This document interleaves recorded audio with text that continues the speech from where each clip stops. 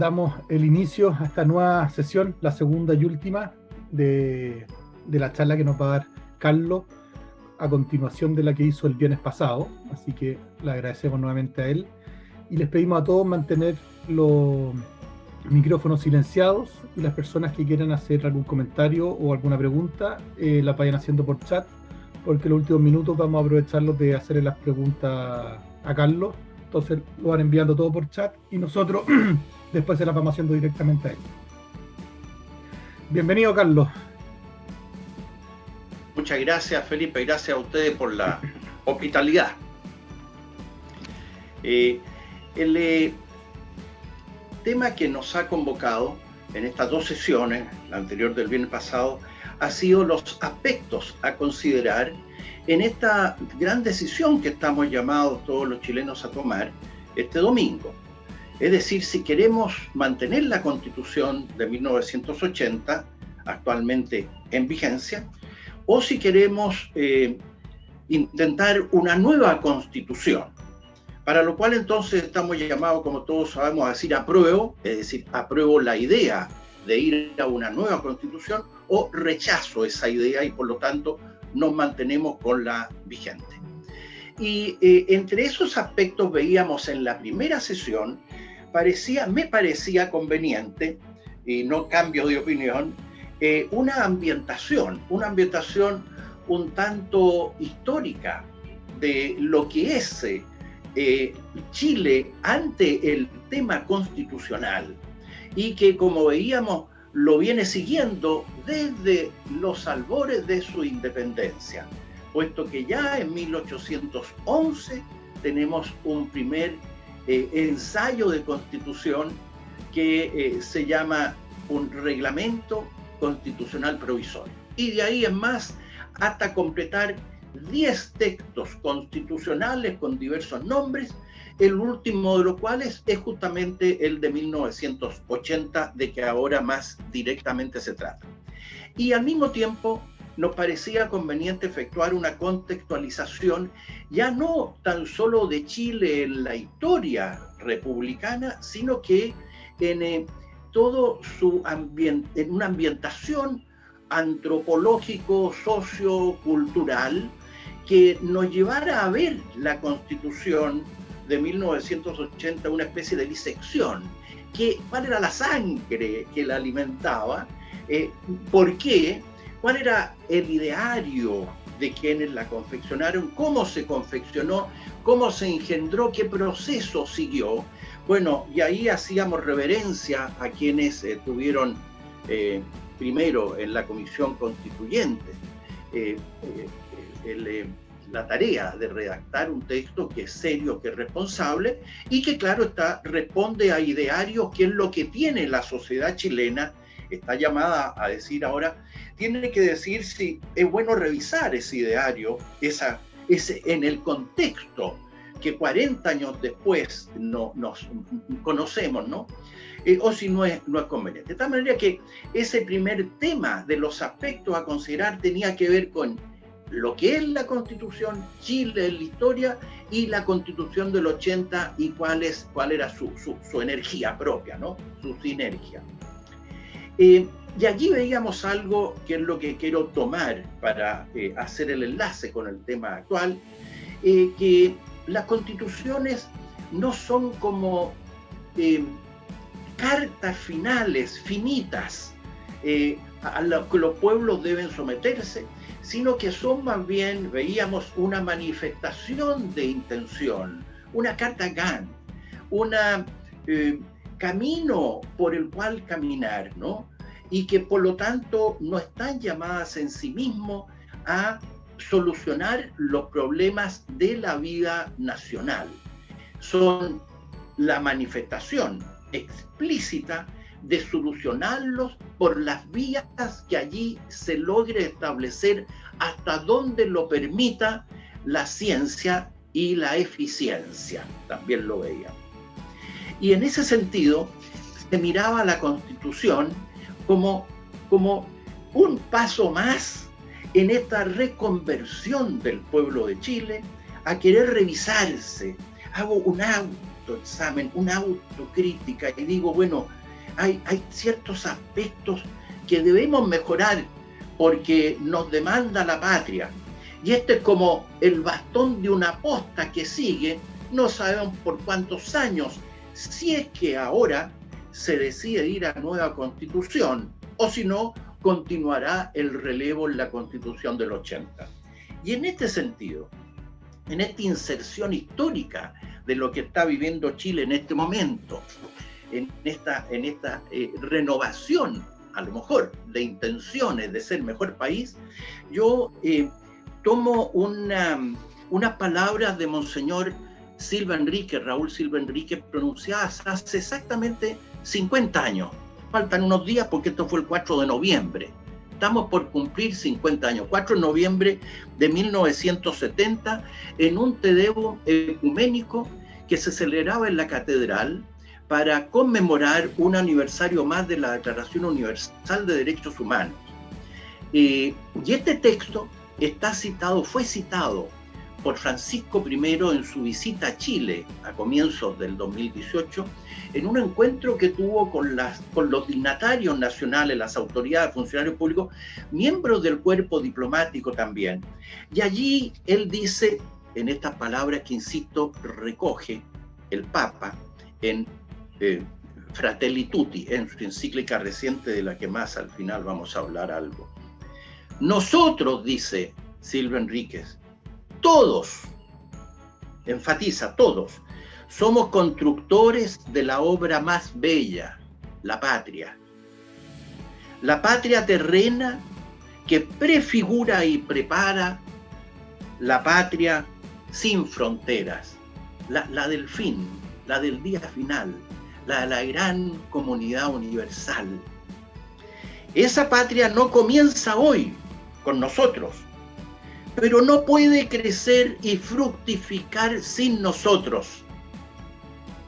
Por eso la recibimos con respeto, con gratitud, como una tarea que hace muchos años comenzaba, como un legado que nos orgullece y compromete a la vez. Hoy día, en esta segunda reunión, lo que hacemos es entrarnos un poquito ya más en la práctica, es decir,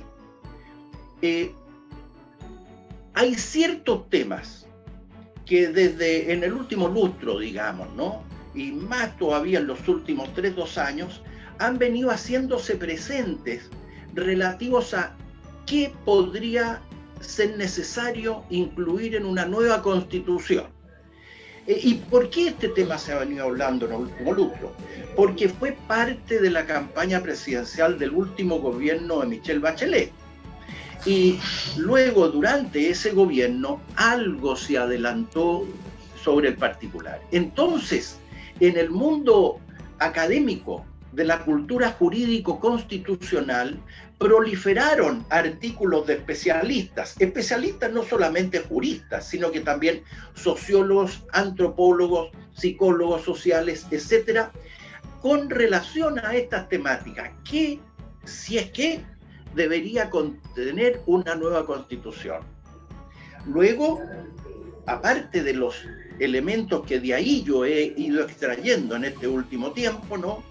El clamor en la calle a partir de las manifestaciones del año pasado no tuvo una focalización que a uno le permita decir esto es lo que se pide, esto es lo que se echa de menos, esto es lo que falta, pero del conjunto también de análisis políticos, sociológicos, fluyen demandas que tienen una denominación. De tal manera que eso también lo he recogido. Y por último, lo que según los medios, tanto escritos como audiovisuales, aparecen surgiendo desde el mundo político, desde el mundo de los opinólogos, etcétera, etcétera, etcétera. Por lo tanto, nada de lo que yo quiera poner ahora es de mi creación, sino que pretende ser una humilde, sencilla suerte de recopilación de aquello que podría entenderse como lo más presente, si es que no necesariamente lo más importante, porque la presencia pública no necesariamente refleja lo trascendente, pero está. Y entonces, en esta sesión vamos a hablar cuáles serían los grandes temas que en el caso de triunfar la opción apruebo, habría de ser muy probablemente conversado, dialogado y, digamos, con miras a un consenso para el pacto social en la Comisión Constitucional, sea la que se llama tal cual, Convención Constitucional, sea la mixta. Y en ese sentido, entonces, hago yo una muy sencilla clasificación. Voy a partir con una visualización de lo que tiene que ver con una normativa orgánica dentro de la Constitución, es decir, en la estructura del Estado, qué pedirle al Estado, cómo ver al Estado.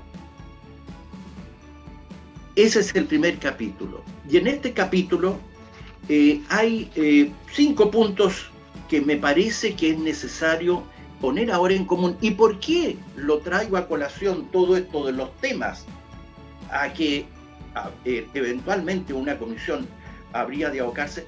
Porque si en estas temáticas, quienes me están siguiendo, hay algunos temas que parecen simplemente aberrantes, el solo hecho de concebir que puedan ser discutidos para ser incluidos en una nueva constitución ya es un antecedente para que alguno de ustedes opte por el rechazo.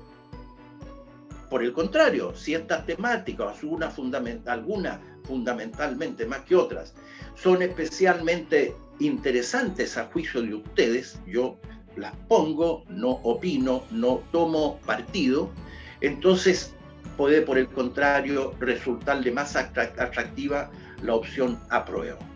Así es que, a lo que habíamos visto en la sesión pasada, de la historia, el espíritu de la Constitución y lo que es una Constitución, se agregará ahora ya los contenidos más concretos que habrían de ser considerados, insisto y repito una vez más para que nos entendamos bien, por una eventual comisión. Y cuando diga comisión me voy a estar refiriendo a la constituyente simple o a la mixta constitucional, o sea, a la constitucional simple o a la mixta. Dentro de esta primera categoría de temas, que aquí sí que es una clasificación que yo la pongo, ¿no? Porque esta es la dispersión, que entonces uno tiene que ordenar un poquito en una exposición. Piensen, por lo tanto, que vamos a ir a una temática orgánica, el Estado, los órganos del Estado a través de los cuales se ejercita la soberanía popular. Primer tema. Es conveniente, es necesario ir a revisar el actual régimen de ejercicio máximo del poder, que es el sistema presidencial. Ustedes recuerdan que en los primeros momentos del clamor de la calle se identificaba la reclamación, no sabemos, yo no sé bien si más bien por los que llevaban allí una como presión hacia algo que pudo ser en algunos momentos, si fue de hecho violento, o si como un clamor mayoritario, la renuncia del presidente de la República. Y fue el presidente de la República, paradoja, justamente el que en una salida de gran ejercicio, a mi juicio, soberano, llama a la paz, y de ahí surge este acuerdo del 15 de noviembre, que nos tiene, ¿no es cierto?, a todos expectantes, con la gran responsabilidad que no podemos endosar al otro, al vecino, al papá, a los amigos, ni a los políticos, ni a los profesionales, sino que a todos nos obliga, nos concierne, nos vincula, en los términos de Raúl Silva Enríquez, ¿no?, a decir, bueno, en realidad, esta es la salida pacífica en que todos, unos y otros, podamos acordarnos y mediante este pacto social salir adelante.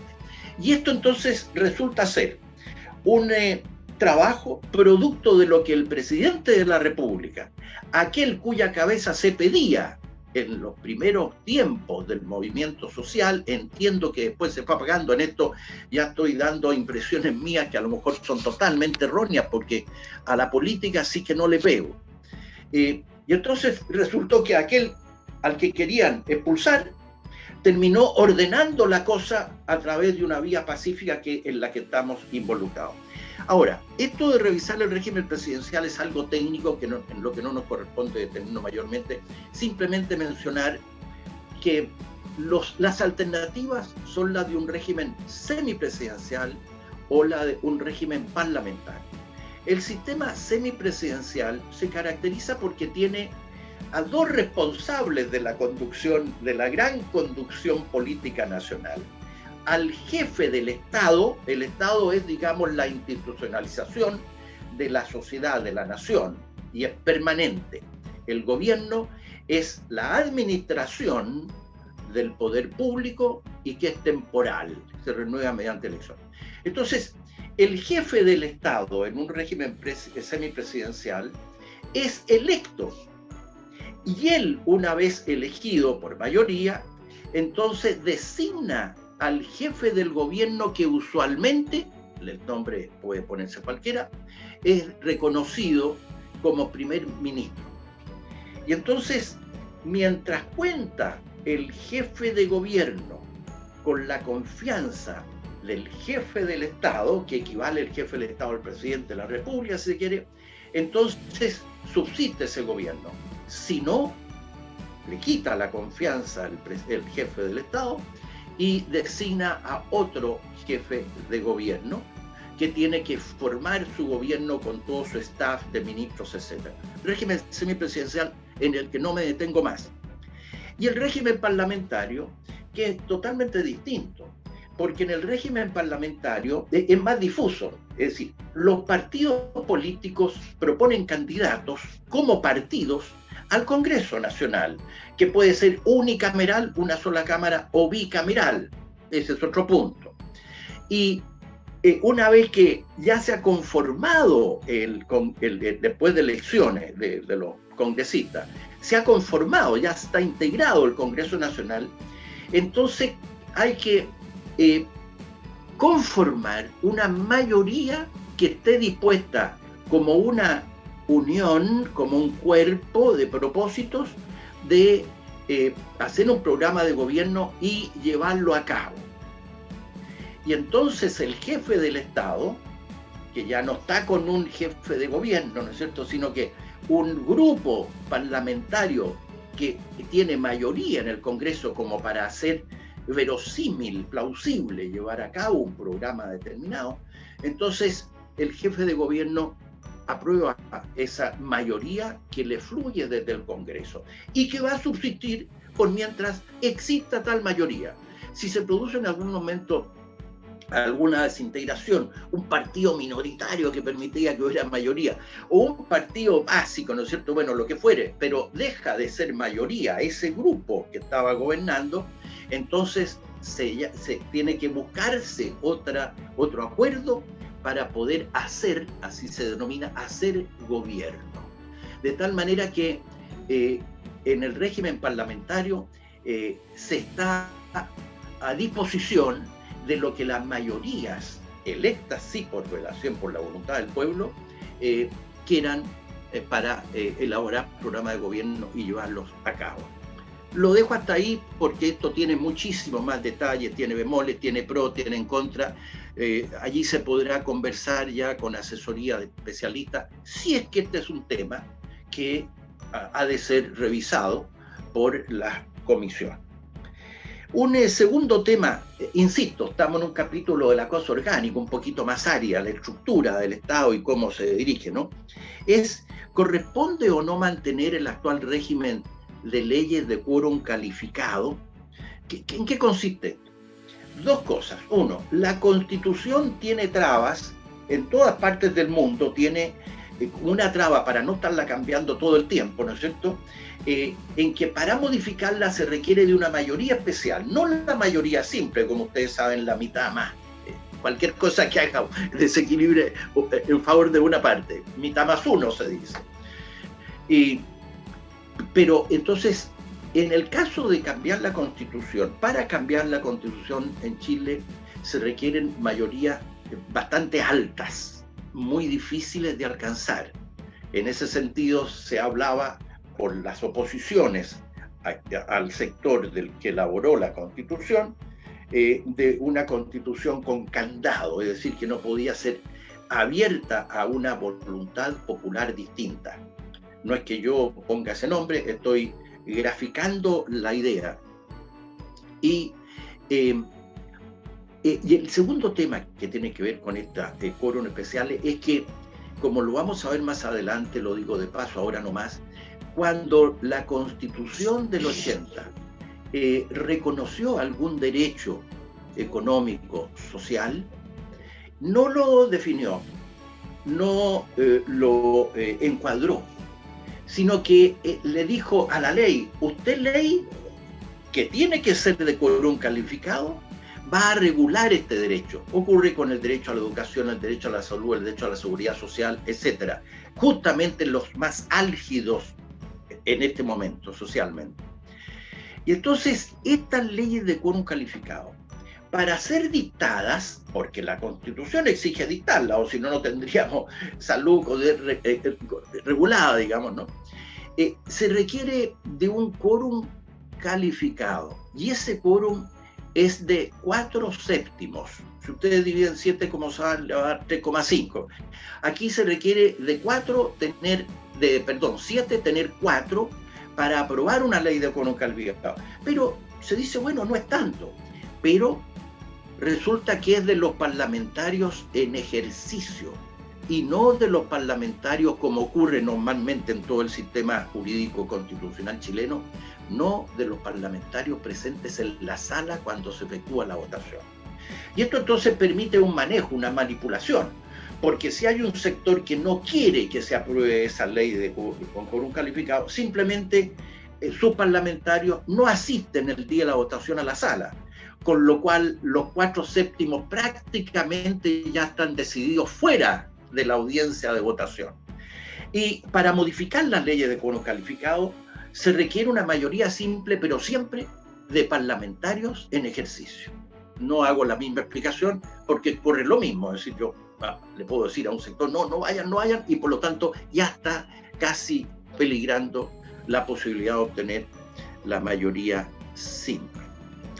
Esto ha sido bastante criticado, esto está rigiendo y podría ser un tema a ser revisado por la comisión. Tercer tema en materia orgánica y estructural, corresponde mantener un organismo que surgió en los inicios de la dictadura militar y que se pretendió uno contralor de la seguridad interior.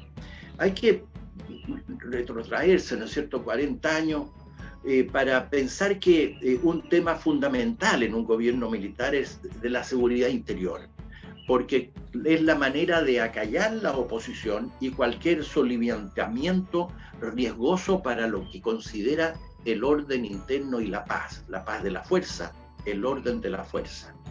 Y para ello se crea el Consejo de Seguridad Nacional, que es un organismo consultivo al que puede convocar el presidente de la República, y en el que están los 4 comandantes en jefe de la rama de las Fuerzas Armadas, los directores de las policías internas autorizadas por la Constitución, presidente del Senado, presidente de la Corte Suprema. Creo que esos son todos.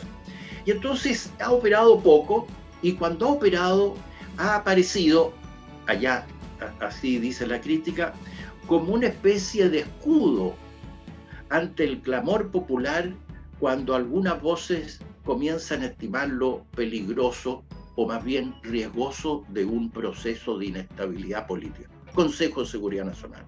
Aquí están los poderosos, digamos. Mantenerlo es sumamente discutible. No sé si esto va a ser llevado a la comisión, pero en la medida en que son temas que han estado presentes en la academia, en los artículos, pienso yo que va a haber voces que van a querer que esto se converse, ¿no es cierto? Y será el pueblo, a través de sus representantes en esta comisión, el que defina, ¿no es cierto?, Ahora, estas definiciones, atención, me adelanto, además están sujetas a un quórum que también está en la Constitución y que es calificado, el de los 2/3. O sea, para aprobar cualquier contenido de una eventual nueva Constitución, se requiere 2 de 3, o sea, el 66,6%, que es un porcentaje muy alto, porque esto puede significar que una cantidad enorme de medidas que la mayoría, es decir, uno menos de los 2/3, quiere aprobar, no las aprueba porque le falta un voto y vence la minoría. Pero en fin, eso ya está reglamentado así por la ley 21.200, que es la que regula todo el régimen plebiscitario. Por lo tanto, el tema es si se mantiene el Consejo de Seguridad Nacional o no. Cuarto tema, hay uno que viene arrastrándose, fíjense ustedes, ya en la Constitución de 1828 se establecía una justicia vecinal, es decir, tribunales al alcance de cualquiera, del trabajador agrícola, del que está en la mina, del pescador, del poblador, y eso se llama justicia vecinal. En todos los proyectos políticos de candidatos a partir de del segundo cuarto de siglo pasado, se contemplaba este tema, crear tribunales populares. Bueno, en el régimen pasado de Michelle Bachelet, a estos tribunales, a estos proyectos de tribunales, se le denominó centros de justicia ciudadana, una suerte de casa de la justicia, donde cualquiera va, quienes están en poblaciones, en distintos sectores a través del país, y servido por personas que no necesariamente entienden de derecho, entonces obtienen consejo, guía, apoyo para la solución de sus problemas.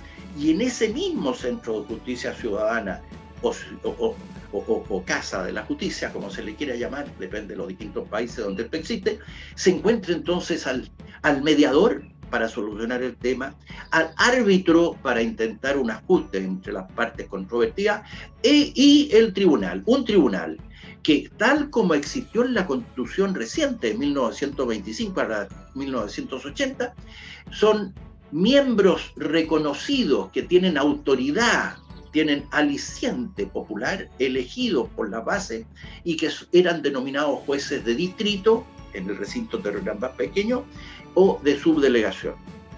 Tema entonces álgido para hacer que la justicia realmente sea asequible, porque es un derecho de la sociedad moderna, a todos, sin distinción.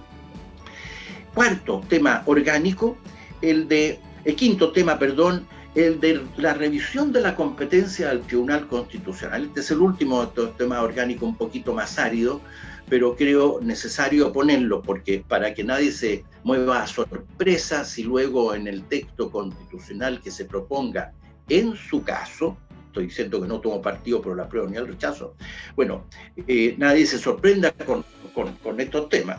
Aquí es esta competencia, ¿por qué?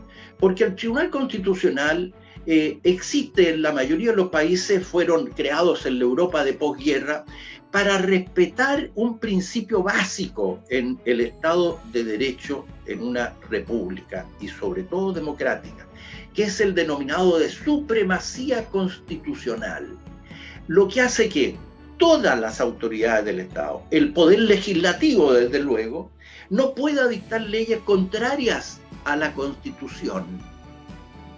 Por supuesto que los jueces no pueden decidir de tal manera que resulte ser contrario a la Constitución y las leyes dictadas conforme a ella. Y la administración, el Ejecutivo, también en todos sus actos, las autoridades tienen que sujetarse a la Constitución y a la ley dictada conforme a ella. El principio de supremacía constitucional, ¿cuál es el tema? Que el Tribunal Constitucional tiene asignada una competencia que es distinta en lo que voy a señalar, según dicen los críticos, a la de la prácticamente todos los tribunales constitucionales. Y es que durante la tramitación de la ley, puede ponerle coto declarando que es contraria a la Constitución a solicitud de los propios parlamentarios y otros. Y entonces con esto aparece, según se dice por los críticos, interfiriendo el Tribunal Constitucional, una judicatura especializada, en la libertad e independencia del Poder Legislativo para legislar. Y lo que piden entonces es que el Tribunal Constitucional tenga exclusivamente una competencia para pronunciar la inconstitucionalidad de una ley una vez que ya es ley, pero no durante su procedimiento. Es entonces el quinto tema, revisar la competencia del Tribunal Constitucional. Pasamos a un segundo grupo de temas posibles a ser revisados por la Constitución, y que son los temas que yo los he agrupado, los temas de tipo programático, es decir, queremos un Estado de tal manera y al programarlo le ponemos tales derroteros. De estos derroteros, y que llamo normativa, el primero de estos temas es el de una posible introducción, fíjense ustedes, de una norma que desde ya ponga coto a cualquier intento político, aún por los representantes elegidos por el pueblo, de ir a regímenes totalitarios o ir a regímenes de tal manera entregados a la libre competencia que terminan enajenando la personalidad y la humanidad.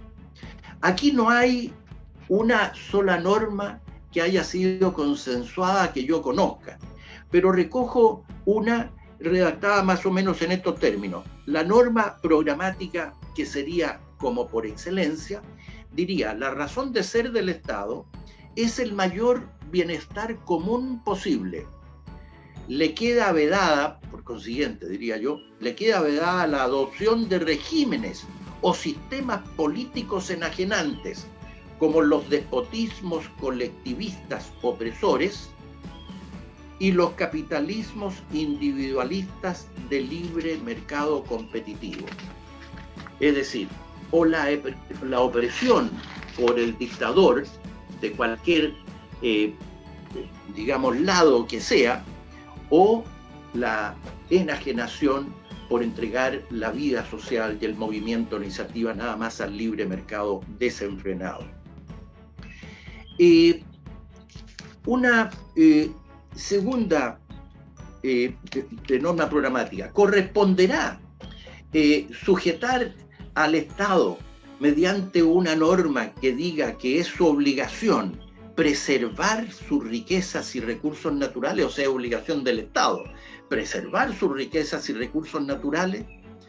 Esto está en el derecho internacional, en el Pacto Internacional de Derechos Civiles y Políticos, en el Pacto Internacional de Derechos Civiles y Políticos de 1966, que dice que en ningún caso podría privarse a un pueblo de sus propios medios de subsistencia, y que los estados, los pueblos, pueden disponer libremente de sus riquezas y recursos naturales. Y agrega más el artículo 47 de este Pacto Internacional de Derechos Civiles y Políticos, que reconoce el derecho inherente, fíjense, de todos los pueblos a disfrutar y utilizar plena y libremente sus riquezas y recursos naturales. Corresponde en la Constitución incluir una norma en este tema tan de actualidad, porque no tiene que ver exclusivamente con el clamor de la calle, ¿no?, sino que muy relacionado con el medio ambiente, ¿no? Y aquí se vienen a la mente distintos ejemplos, ¿no? Es que los glaciares de la minera Aqualama, por ejemplo, es que puede el Estado entregar parte de su cordillera, poniendo en riesgo o amenazando glaciares donde se deposita agua dulce milenaria para miles de años más también. Lo puede hacer por un interés económico, macroeconómico, o podría el pueblo oponerse a una decisión de ese tipo con base en una norma programática como la que he puesto, que no sé si sea la correcta tampoco, Las riquezas marinas. Por momentos se ha querido también privatizar parte de la riqueza marina. Es que eso corresponde o no. Es que es un recurso natural.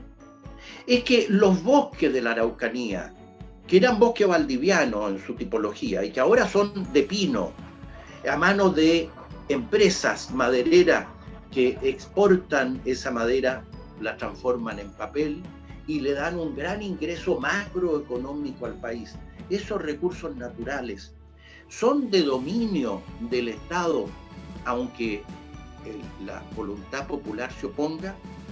Y esto de la voluntad popular, claro, cabe mencionarlo, porque cuando el Pacto Internacional de Derecho y Político hablan de los derechos de los pueblos, y que son los pueblos los que disponen de su territorio y de sus recursos naturales, bueno, el pueblo resulta que es el que detenta la soberanía. El artículo 5 de la propia Constitución de 1980, que tiene muchas normas de sumo interés y que muy probablemente, de triunfar el apruebo, la Comisión va a querer mantener con otro número, a lo mejor cambiando normas, pero nada impide que la Comisión mantenga contenidos que son muy interesantes de la Constitución del 80.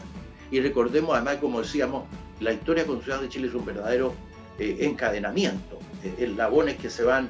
Entonces, no cabe quebrar todo lo que hay para partir absolutamente de cero. No es esa la idea de la hoja en blanco, como lo explicábamos en la sesión pasada. Y el artículo 5 de la Constitución del 80, establece que la soberanía reside esencialmente en la nación. Su ejercicio se realiza por el pueblo. Esta palabrita tan peligrosa en una historia no tan lejana, ¿no? Pero lo dice la propia Constitución del 80, porque técnicamente no hay otra terminología más plena hoy. Su ejercicio plebiscito y de elecciones periódicas, y también por las autoridades que esta Constitución establece. O sea, en el pueblo reside esencial, en el pueblo que reside la soberanía, ¿no? Y ejercita esa soberanía de la manera que va a aplicar. Es que las autoridades, entonces, que actúan en representación, en ejercicio de esa soberanía que reside en el pueblo, pueden permitirse, en tanto cuanto actuando por el Estado, contravenir esto que a lo mejor, para que así no sea, esto que podría ser consagrado en una Constitución, es decir, la obligación del Estado de preservar sus riquezas y recursos naturales. Tercer tema de tipo programático, el del reconocimiento constitucional de los pueblos originarios y de sus derechos. Entre estos derechos, por ejemplo, la lengua de cada uno de estos pueblos. Fíjense que solo la Constitución de 1822, que fue una constitución provisoria por lo demás, tiene una referencia al mundo indígena. Y fíjense en los términos, estamos hablando, ¿no?, de casi 100 años. ¿Cómo? Casi 200 años. Corresponde al Congreso sexto, entre las competencias del Congreso, cuidar de la civilización de los indios del territorio. De ahí en adelante prácticamente no hay nada.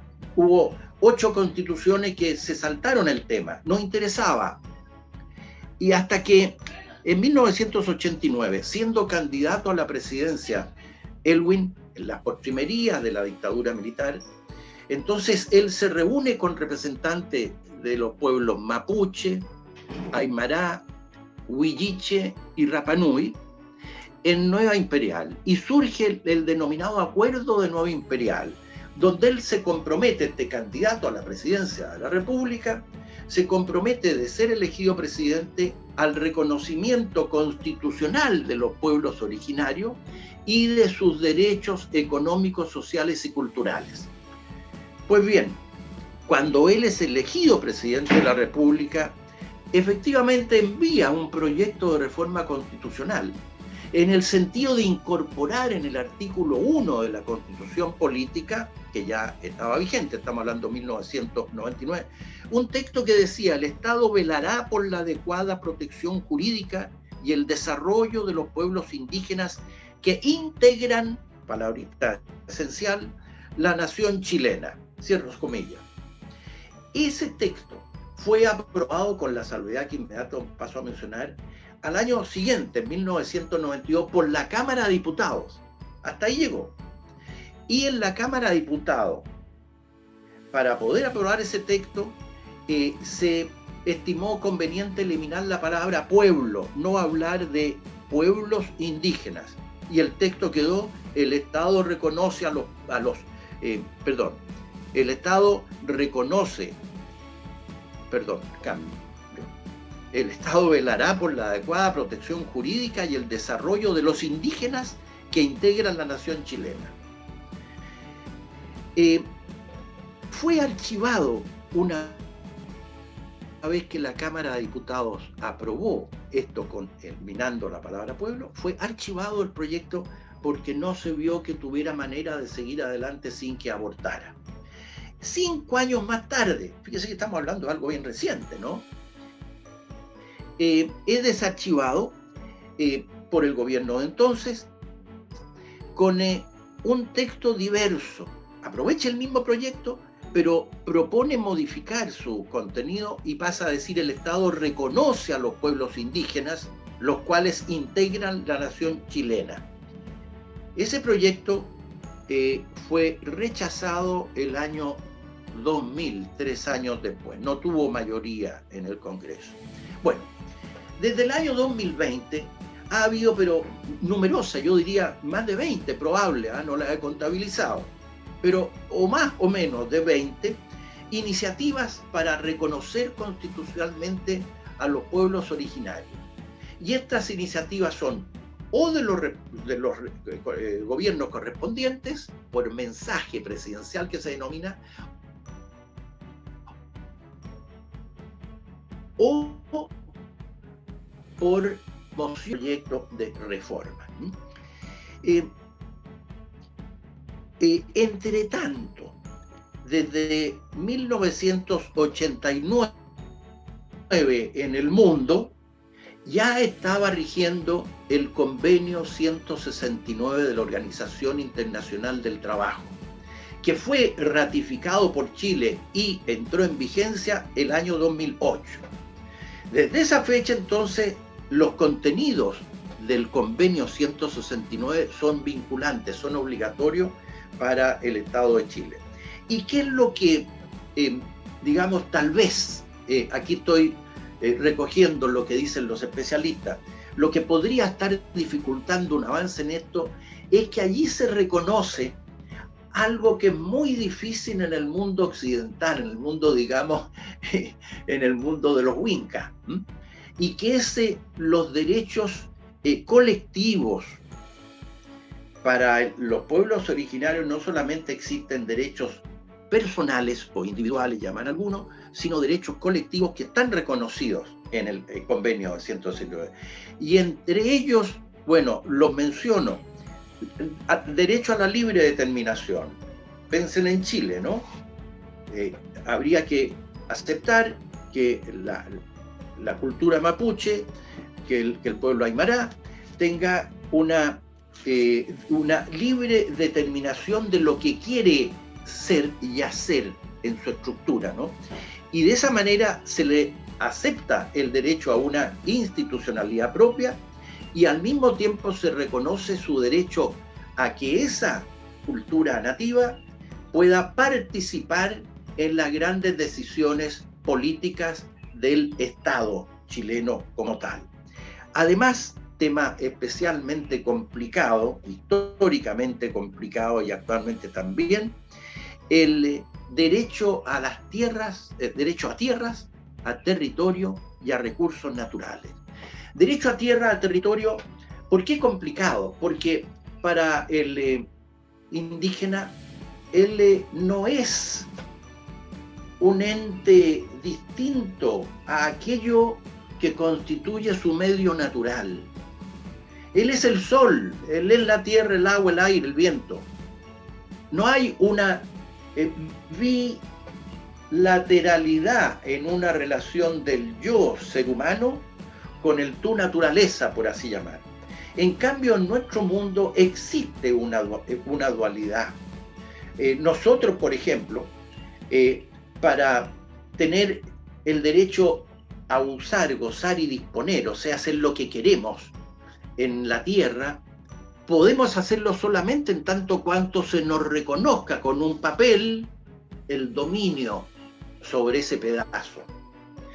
Pero para el pueblo originario, cercenar la tierra, permitiendo que en un pedazo la Pepita pueda hacer una cosa y el Juanito en el del más allá otra, no tiene sentido, porque su pertenencia, Pachamama, es connatural a los elementos naturales. ¿Y cuál es el referente principal? El sol, la luz, el calor, el día. Y por eso es que el dios sol es fundamental para estas civilizaciones originarias. Hasta que llega entonces con la conquista de América esta nueva manera de ver la vida, una religión monoteísta, pero que reconoce al mismo tiempo la dualidad entre el humano, la divinidad, etcétera, etcétera. Entonces, este tema de derecho a tierras, territorio, imagínense el territorio de la Araucanía para el pueblo mapuche, el territorio de las comunidades del altiplano nortino para los aymara, para los quechuas, etcétera, la isla de Chiloé para los huilliches, y sumemos. Así que este tercer tema, y me he alargado demasiado, pero que son temas apasionantes. Yo creo que este tema de todas maneras lo va a tratar, si es que vence la prueba, una comisión. El resultado no sé. Las encuestas de los órganos especializados arrojan un resultado en más de 80% favorable a este reconocimiento de los pueblos originarios. Voy más rápido. Cuarto punto. Tiene que ver con la inmigración, con la globalización. Paso rápido.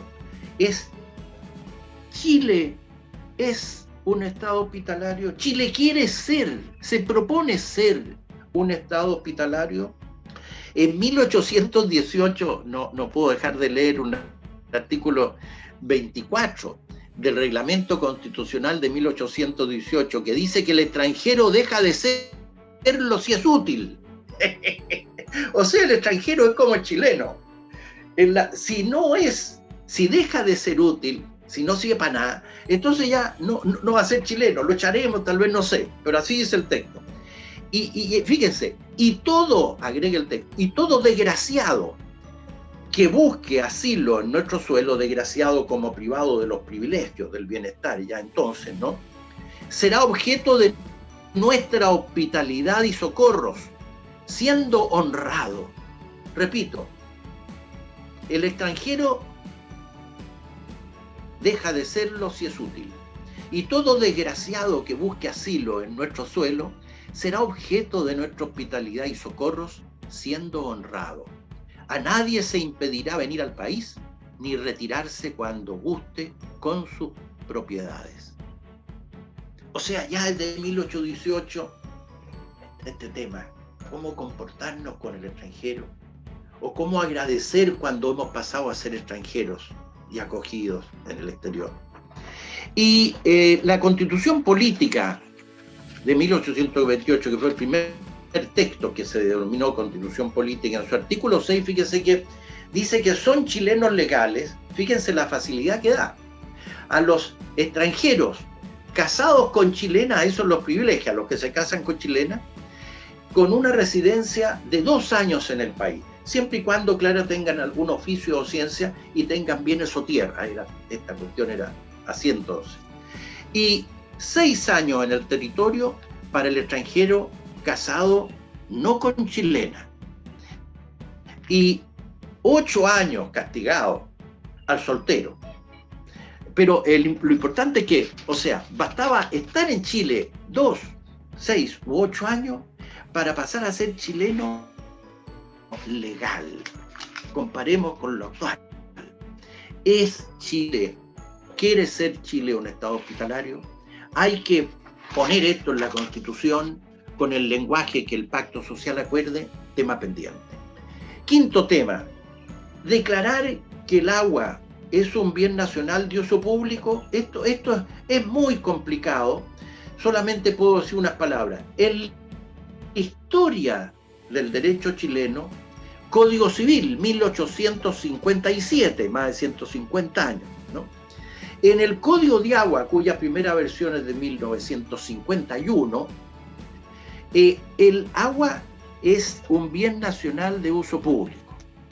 Todas las aguas, dice el artículo 595 del Código Civil, son bienes nacionales de uso público. Y el artículo 5, primera parte del Código de Agua de 1981, las aguas son bienes nacionales de uso público.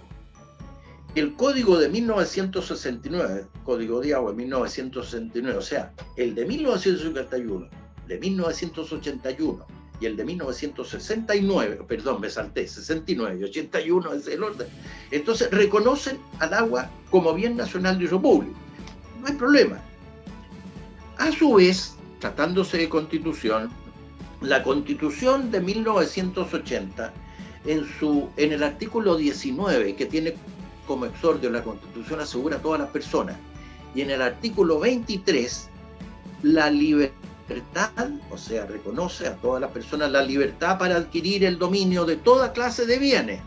Libertad para adquirir el dominio de toda clase de bienes. Estamos pensando en las aguas. Coma, excepto aquellos que la naturaleza ha hecho comunes a todos los hombres, o que deban pertenecer a la nación toda, y la ley lo declare así. La ley ya lo había declarado así. El Código Civil, con anterior a la Constitución del 80, y el Código de Agua, que ambos son leyes, se denominan códigos, son leyes. Y entonces, resulta que, según el otro artículo del Código Civil, bienes nacionales de uso público son aquellos cuyo dominio pertenece a la nación toda. O sea, repite la terminología del 19, número 23 de la Constitución, que exceptúa de la posibilidad de adquirir el dominio a ese tipo de bienes, es decir, cuyo dominio pertenece a la nación toda, y su uso pertenece a todos los habitantes de la nación, que es precisamente lo que han dicho el Código Civil y el Código de Agua.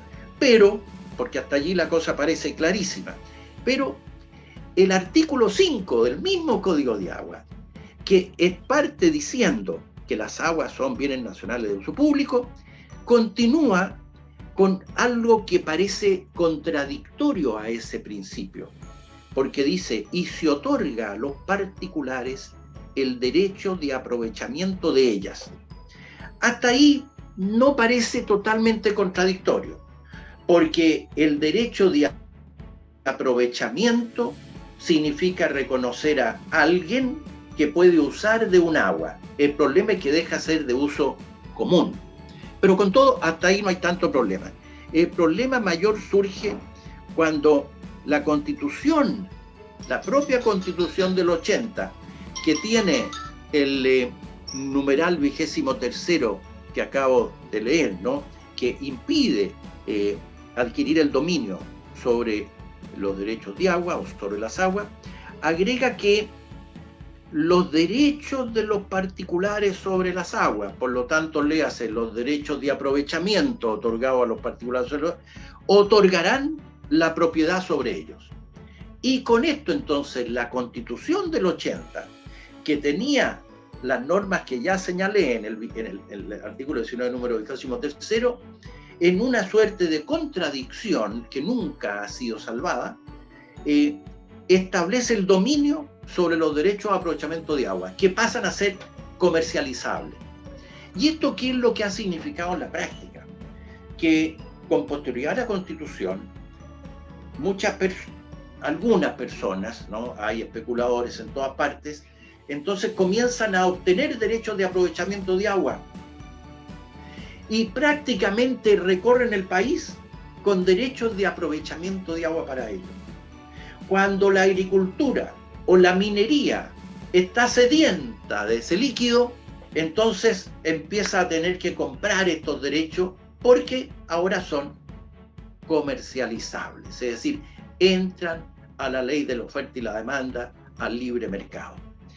Y en eso estamos. Y es por eso que uno de los temas que más se ha conversado en el último año es si purificar esto, que en definitiva el agua es en cuanto a su disponibilidad. Todos los chilenos son sus dueños porque es un bien común de uso público, o algunos a quienes se les reconoce el derecho. Posible tema a tratar por los convencionales. Sexto tema programático, y tengo que apurarme francamente porque entiendo que ya voy a 50 minutos o más, y yo pensaba que ya a esta hora había terminado, y me falta. Sigo mucho más rápido, perdónenme, porque por esencia me entusiasmo con estos temas. Es Chile, somos nosotros. ¿Es la oportunidad o no? Adelante nomás, Carlos, perfecto, siga nomás. Gracias, muchas gracias.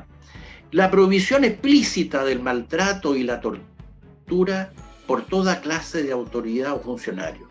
Aquí soy más breve, podríamos hablar mucho, pero existe desde 1984, obligatoria para el Estado de Chile, la Convención contra cualquier forma de tortura, de trato cruel o degradante. Y en su artículo 1.1, en relación al artículo 2.2, prohíbe tajantemente cualquier acto que ella misma define lo que es la tortura y trato, pero no vamos a ir, pero nosotros entendemos a qué se está refiriendo, ¿no? Y luego el Pacto Internacional de Derechos Civiles y Políticos desde 1966, también en su artículo 7, prohíbe terminantemente esto. Es que, porque en nuestro Código Penal se contempla como delito este maltrato cruel, la tortura. La pregunta es si esto debe estar incorporado a la Constitución, de tal manera que conforme vuelvo, siempre está latente en esto, al principio de supremacía constitucional, pueda siempre hacerse respetar que podría ser un principio a ser incorporado programáticamente en la Constitución. Pregunta que queda planteada. Séptimo, derecho a la privación de libertad en condiciones humanitarias. Bueno, en el Pacto Internacional de Derechos Civiles y Políticos esto está expresamente contenido, pero yo me quiero detener más bien en el Reglamento Constitucional de 1812 y sobre todo en el de 1818. Recuerden, Chile se inicia en 1810. Pero en el Reglamento Constitucional de 1811, que es el primer texto que conocemos, ¿no? Allí ya se dice, pero fíjense ustedes, las prisiones serán lugares cómodos y seguros para la detención de personas contra quienes existan fundados motivos de recelo y de ningún motivo servirán para mortificar delincuentes, cierro comillas. Y es más fuerte la de 1818, la Constitución Provisoria en 1818. Comilla, un juez que mortifica a un preso más de lo que exige su seguridad es un delincuente. El juez es un delincuente por mortificar a un detenido más de lo que exige su seguridad, la seguridad del juez, entiendo, ¿no? Es un delincuente, como igualmente los magistrados que no cuidan del aseo de las cárceles, alimento y el alivio de los presos. 1818. ¿En qué estamos? Fui juez y es preferible una jaula para un león que las cárceles de nuestro país para nuestros presos. Pero si son presos, y ahora que hay tal clamor antidelincuencia, ¿cómo vamos a estar humanizando el trato a esta gente? Y nos molestamos cuando los jueces dejan en libertad a un gallo que hay que secarlo en la cárcel, ojalá matarlo. La vindita. Tema difícil, pero bastante unánime en cuanto a que el ser humano, aún el que haya caído, el que ha cometido error, y lo más horrendo de lo que podemos ni siquiera concebir, está sujeto a este tipo de normativa. Pregunta, ¿hay que llevar a la Constitución las normativas, que no son pocas, relacionadas con el trato?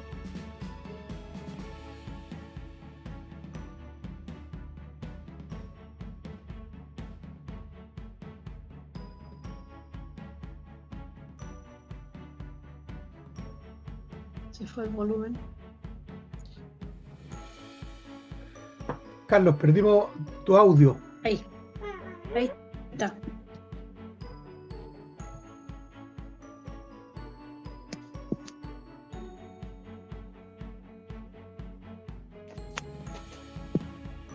¿Qué pasa? Ah, no, ahí estamos, ahí Ahí sí. estamos. Ahí sí, perfecto. Y ya. Perdona, yo mismo lo había apagado, pero para que No, veas ningún que soy problema. diestro en esta cosa.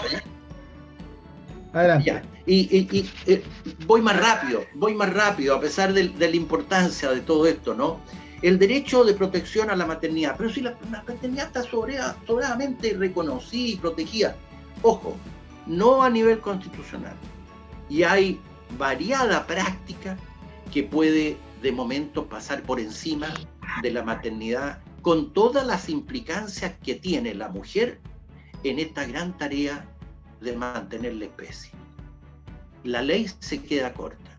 Y hay mucho contenido en esto, por ejemplo, en el Pacto Internacional de Derechos Económicos, Sociales y Culturales, artículo 10.2, y sobre todo en la Convención sobre contra toda forma de discriminación contra la mujer, artículo 12.2 de 1979.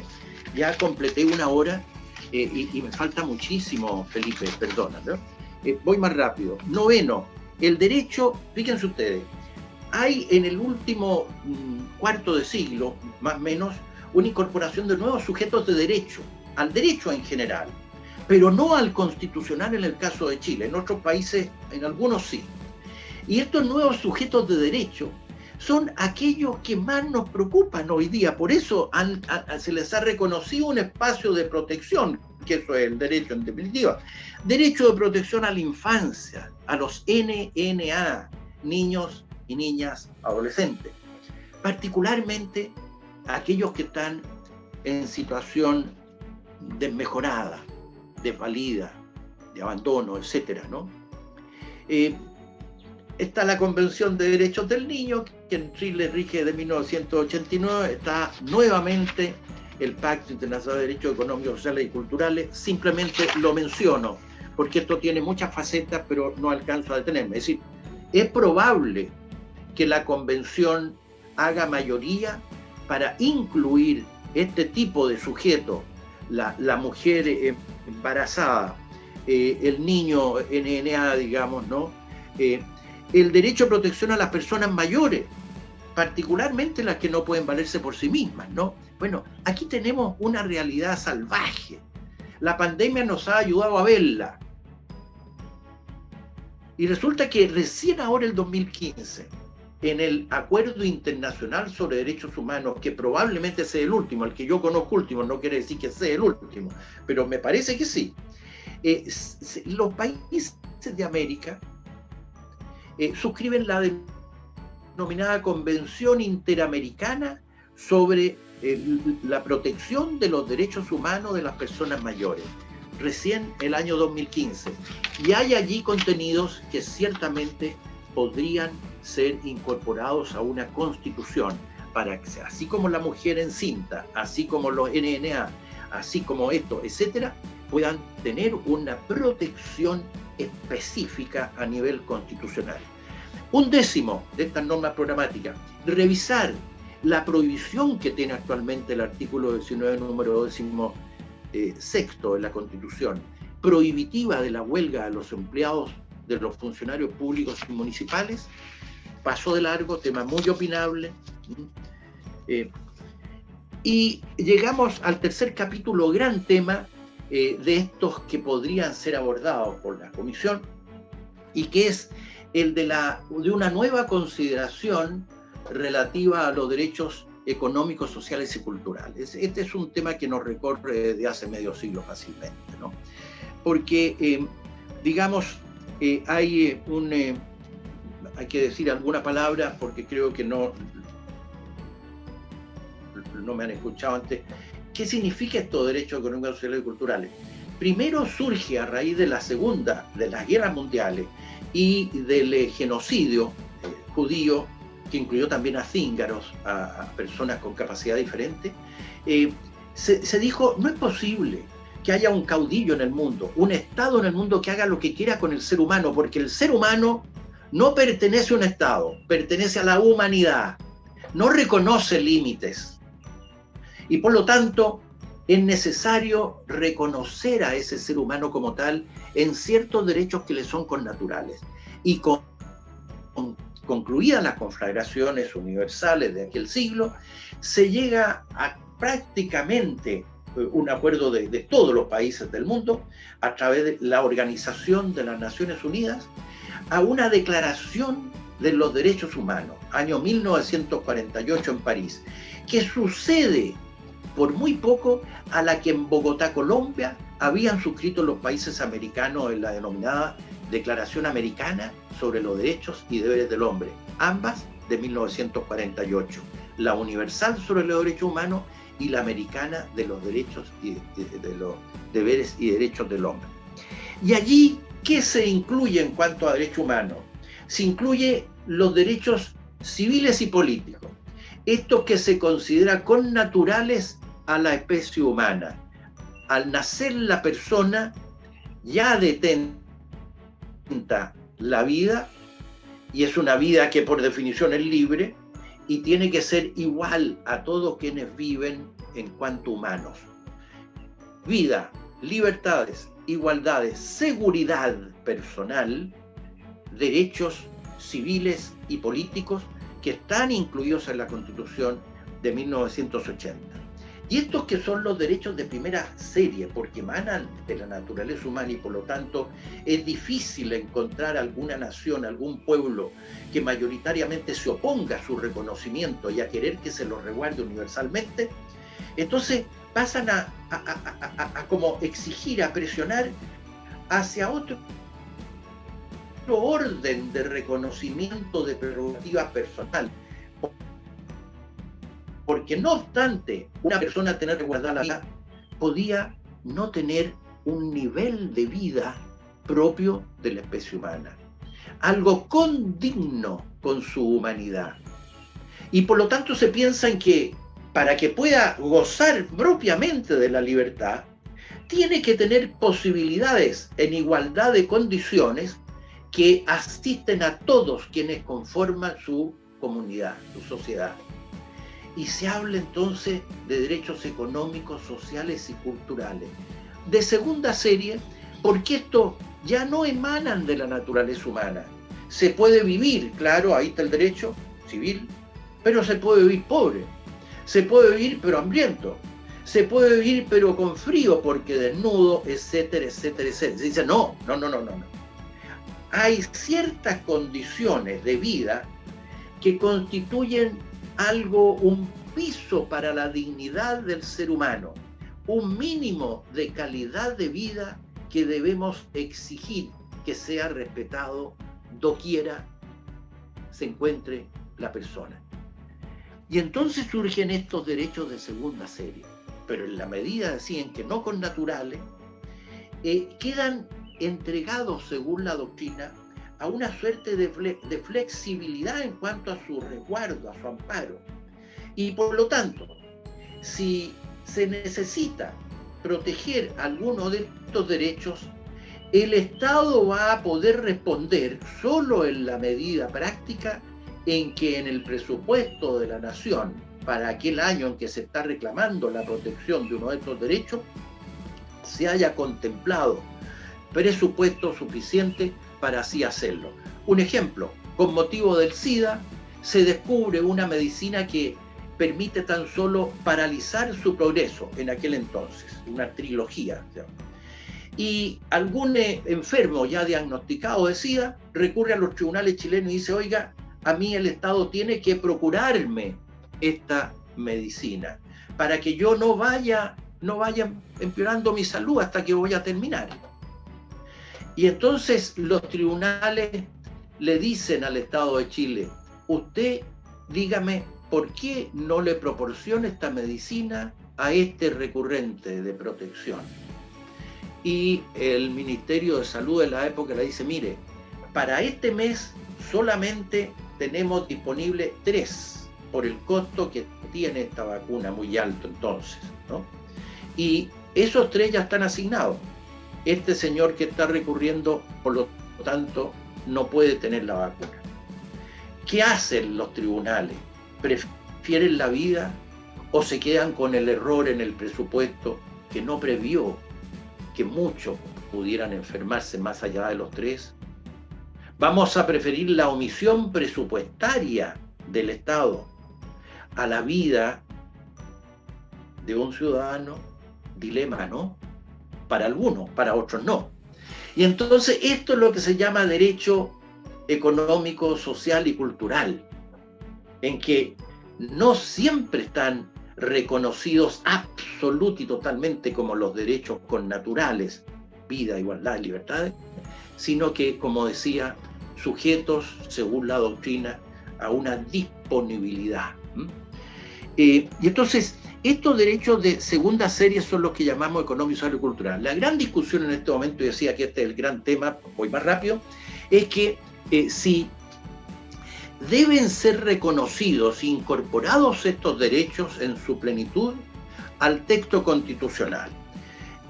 La crítica que se hace es que la nómina de derechos económicos, sociales y culturales que contiene la Constitución de 1980 se la califica de insuficiente.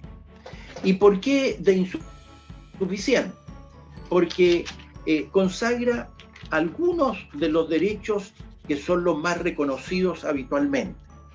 Y esos son el derecho a vivir en un medio ambiente libre de contaminación, el derecho a la protección de la salud, estoy leyendo, tal como dice el texto, el derecho a la educación, así lo menciona, la libertad de enseñanza, que incluye el derecho de abrir, organizar y mantener establecimientos educacionales, la libertad de trabajo y su protección, agrega la norma, a pesar de que no lo protegen el recurso de protección, pero en fin, leo tal cual, el derecho a la seguridad social, punto, el derecho de sindicarse. Esos son los 7 derechos económicos, sociales y culturales que contiene el artículo 19 de la Constitución Política de 1980, que se trata de revisar si se la mantiene o se la modifica en eso. Ahora, lo que se pide es completar ese listado añadiendo derechos como, por ejemplo, el derecho a ostentar lo necesario para una vida decorosa. Aquí, porque ya llevo 1 hora y cuarto, y no, en ningún caso debo continuar mucho más, no voy a mencionar cuestiones más concretas. Solo digo que esto que voy a mencionar tiene respaldo, salvo en algunos casos, en el derecho internacional ratificado por Chile, y por lo tanto que obliga al Estado de Chile, conforme al inciso 2 del artículo 5 de la misma Constitución de 1980, que dice que es deber de los órganos del Estado respetar y promover los derechos esenciales que emanan de las naturaleza humanas, pero allí vamos a hablar enseguida de una cuestión. ¿Cuáles son esos derechos? Menciono, ¿no? El derecho a ostentar lo necesario para una vida decorosa. Uno dice, pero por Dios, ¿en esa amplitud? Sí, con esa amplitud está contemplado en la Constitución Provisoria de 1918 y en términos mucho más explícitos, lo dejo de lado, así como en la Declaración Americana de Derechos y Deberes del Hombre, en su artículo 23. Derecho de alimentación. Entre los países más cercanos a nuestro, Ecuador contiene esto que está exigido por el Pacto de Derechos Económicos, Sociales y Culturales. El derecho a una vivienda digna. No voy a hacer ningún comentario, paso nomás. Derecho a elegir libremente la residencia. Derecho a atención médica de urgencia.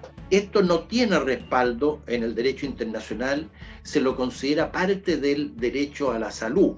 Pero como no está definido lo que es el derecho a la salud en la Constitución vigente, tampoco los chilenos tienen asegurada la atención de urgencia.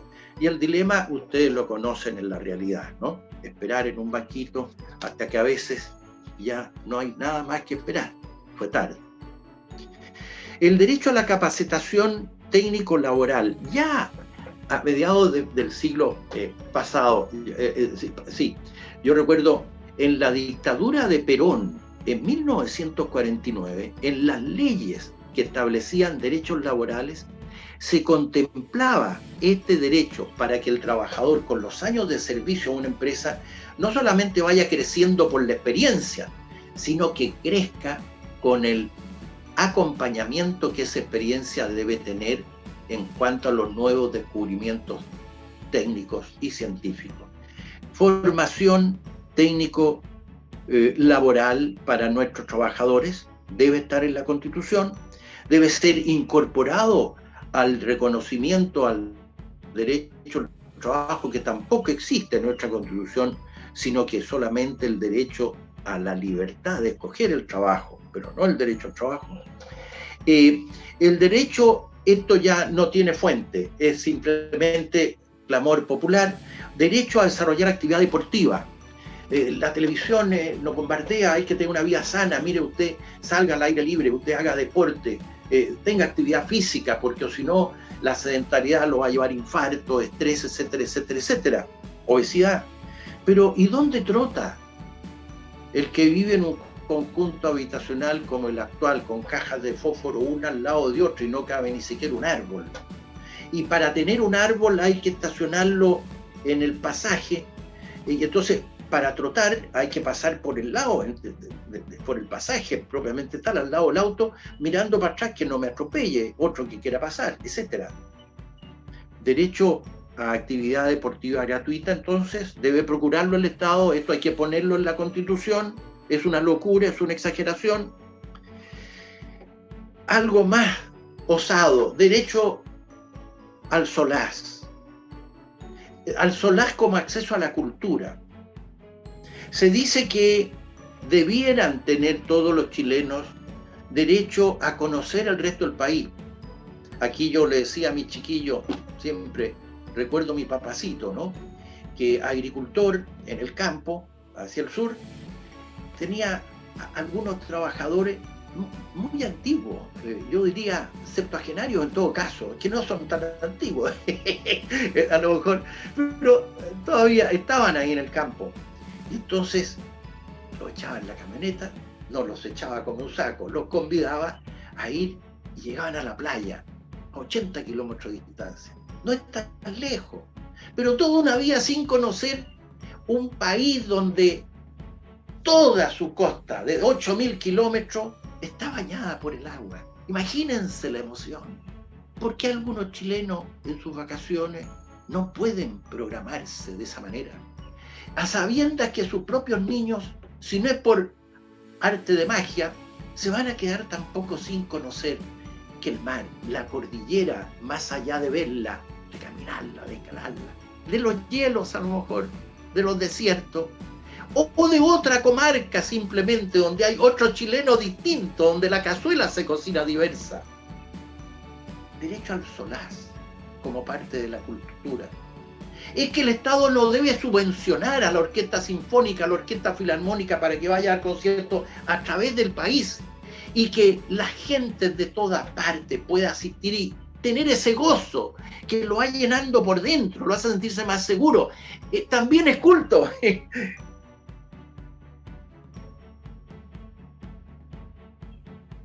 O cuotas de ingreso a obras de teatro, masificar la cultura, pero por el lado del derecho al solaz, no solamente como apoyo a quienes tienen la obra teatral y todo, está bien, muy bien, pero sobre todo en una vinculación con el pueblo. Bueno, ya siento que tomé partido, a mí me encantaría una cosa así, pero esto es una audacia. Bueno, pero ¿para qué están las constituciones? desde hace 200 años diciendo respetemos al prisionero. ¿Pero para qué lo escribimos si no íbamos a tener eso? Bueno, y cuando nos casamos, ¿qué queríamos? Queríamos ser felices con el otro, caminar con el otro hasta el fin de nuestros días. Y si eso no resultó, ¿fue una barbaridad haber dado ese paso? Es que nosotros al casarnos tenemos la certeza y la seguridad que esa felicidad nos va a acompañar hasta el último de nuestros días. Y así todos los proyectos de vida, porque somos humanos, somos finitos.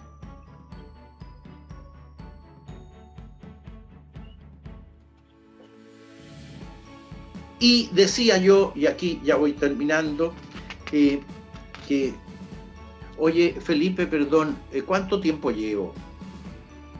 Perdona, ¿me escuchas, Felipe? Sí, llevamos 1:20. Oye, ¿puedo? Dime tú cuánto más puedo. Démosle ¿Otra hora 20? Otra hora 20. No, démosle 10-15 minutos más y lo cerramos, o sea, sin las preguntas, claro. Y ahorramos la vuelta a las preguntas, pero está interesante para poder cerrar. Pero qué lástima. A lo mejor la gente prefiere que yo me calle para hacer preguntas. Bueno, si es así, la gente puede empezar a hacer las preguntas por el chat y ahí yo lo voy interrumpiendo, se van apareciendo. Ya, entonces, decíamos que en este tema, el último de estos grandes temas para una posible convención de los derechos económicos, sociales y culturales, tienen una primera crítica de que están incompletamente contenidos en la Constitución del 80. Y se dice, habría que complementarla con estos y a lo mejor otros que yo omito. Y además se la critica no solamente por incompleta, sino por insuficiente. Es decir, cuando se reconoce alguno de los derechos económicos, sociales y culturales, se lo hace de manera insuficiente de 4 modos. Primero, no los define.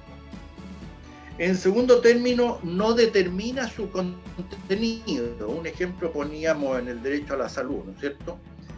El tercer modo de incompletitud deja a merced del interés privado el ejercicio de ese derecho, porque indistintamente lo deja en manos del capital privado y por lo tanto del mercado o del Estado. Cuarto modo, establece el sistema de la subsidiariedad del Estado, es decir, solamente el Estado va a tener una superintendencia en cuanto al ejercicio de este derecho, salud, educación, seguridad social, pero no va a ingerir de otro modo, porque como está en manos de particulares y conforme al principio de subsidiariedad, como esto funciona bien, porque renta, porque es un negocio, es un comercio, entonces, ¿para qué me meto? Me meto lo mínimo indispensable, Estado subsidiario, Estado minimalista. Y por último, lo más grave de la crítica es que saca de la protección específica que la misma Constitución de 1980 contempla a estos derechos. ¿Por qué? Porque el artículo 21 de la Constitución del 80 contempla el recurso de protección, según el cual cualquiera que sienta que está privado, amenazado de su derecho, del legítimo ejercicio de un derecho, pero ¿de qué derecho?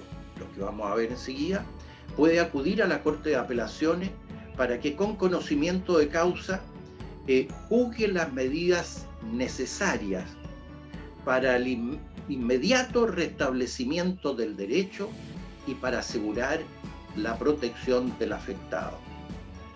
Y digo yo que desprotegidos, porque acto seguido, una vez que contempla en este artículo el recurso de protección, que es una acción constitucional, dice que lo que se puede proteger es el legítimo ejercicio, y ahí va mencionando solo algunos, y deja fuera, sin excepción, los derechos económicos, sociales y culturales. Y en lo que hace al derecho a vivir en un medio ambiente libre de contaminación, solamente protege el acto ilegal y no el acto arbitrario. porque en este recurso se puede recurrir contra actos de particulares o de autoridad que sean ilegales o arbitrarios. Acto ilegal es aquel que lo es porque está ejecutado por una autoridad que carece de competencia para hacerlo, o porque, estando dotada de competencia, lo ejerce ese acto o ese derecho que le otorga la ley de manera contraria a la manera o modo como la propia ley contempla.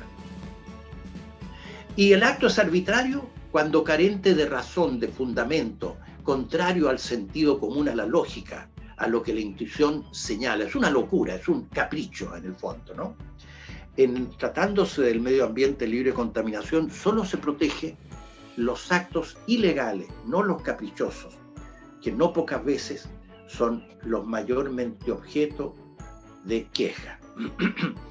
En suma, el derecho a vivir en medio ambiente libre de contaminación está solamente protegido por el recurso de protección en cuanto a ilegalidad, lo acabo de decir.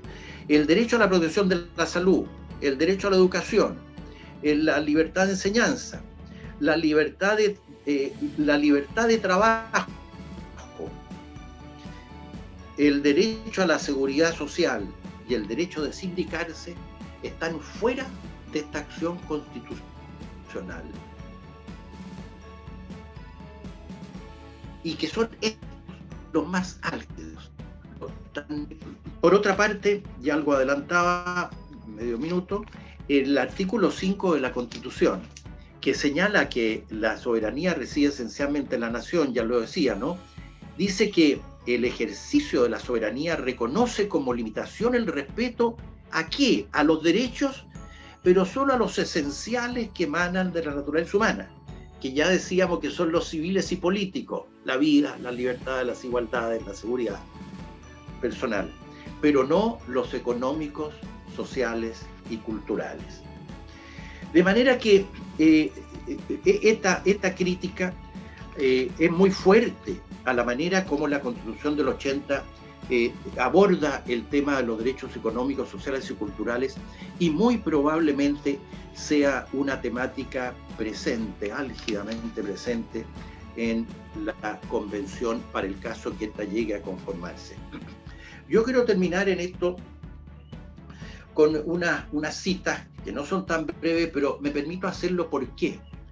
Porque voy a citar a personeros de la Iglesia Católica, porque estoy hablando a personas que se desempeñan en una fundación, la Fundación Amigos de Jesús, y por lo tanto no creo yo violar ninguna regla de prudencia, ¿no?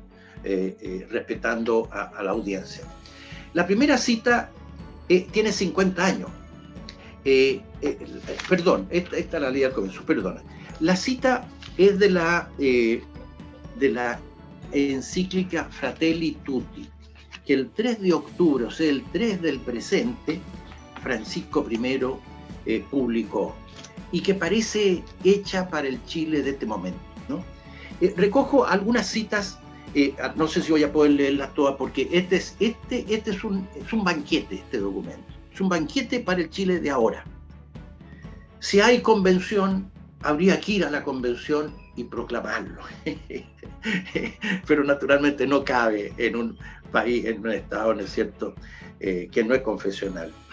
Dice en su capítulo 22, Francisco, escúchese bien, muchas veces se percibe que de hecho los derechos humanos no son iguales para todos.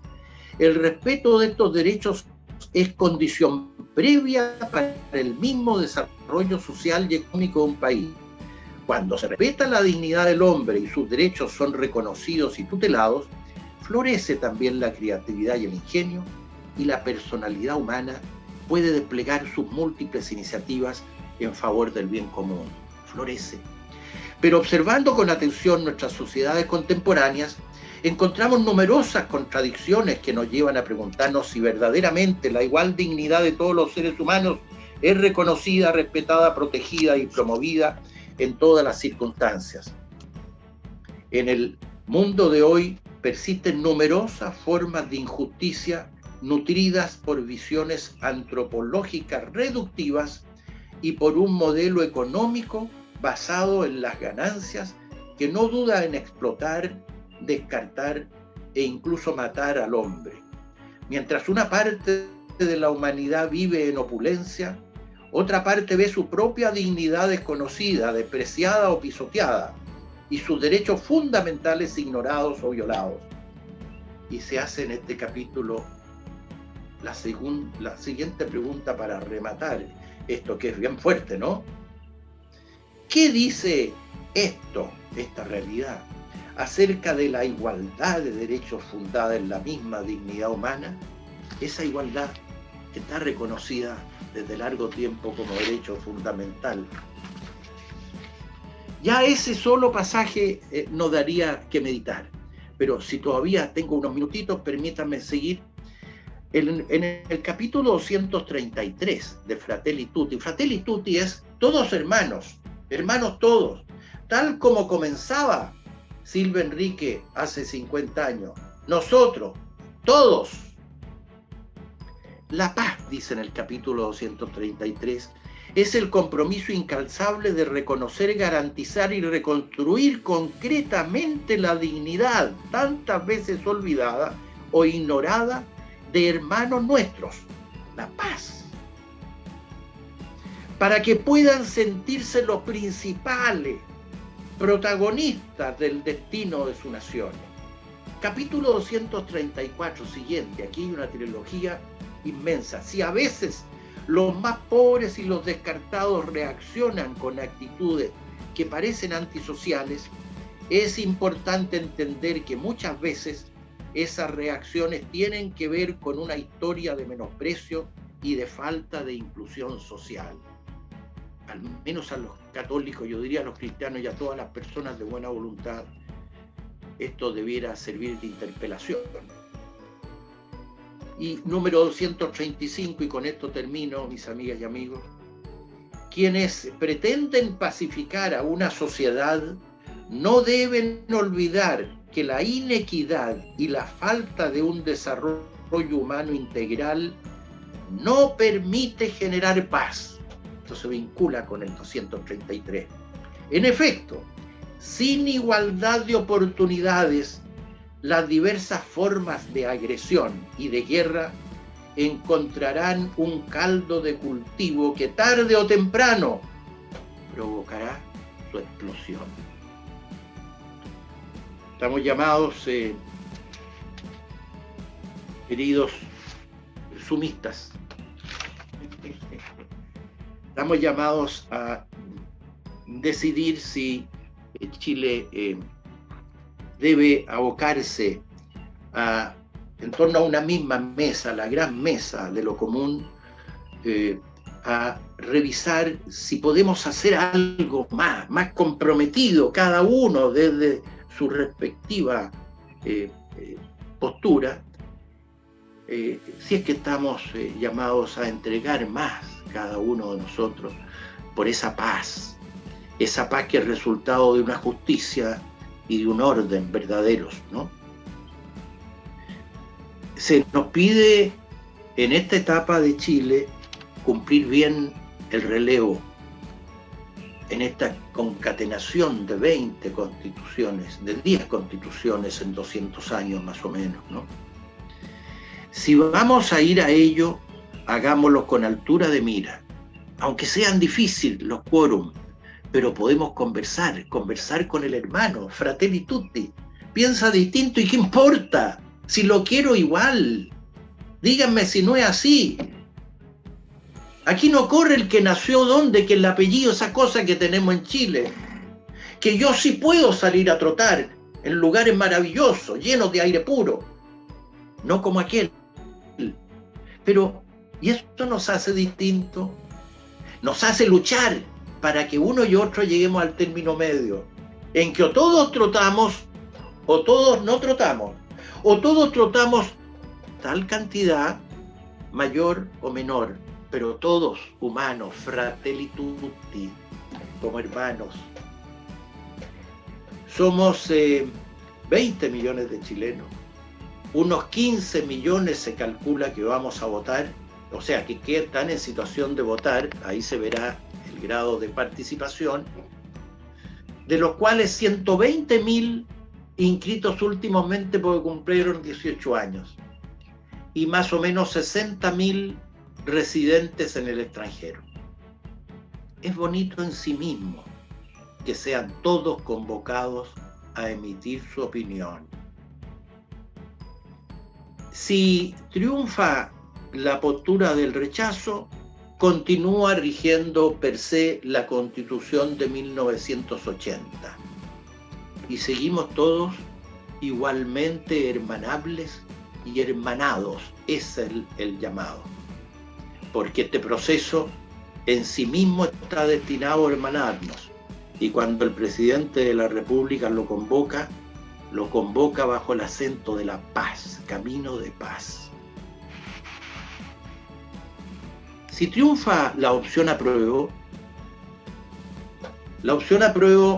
con cualquiera de sus dos menciones, significa que sigue rigiendo la Constitución de 1980 y el presidente de la República dispone de unos días para convocar a las elecciones de los que deben ser elegidos, sea para designar a los 82 miembros de la comisión mixta constitucional, porque los otros 82, sabemos, son elegidos por el Congreso Pleno de entre los parlamentarios en ejercicio, o para convocar a elección cuya fecha está fijada para el 11 de abril de 2021,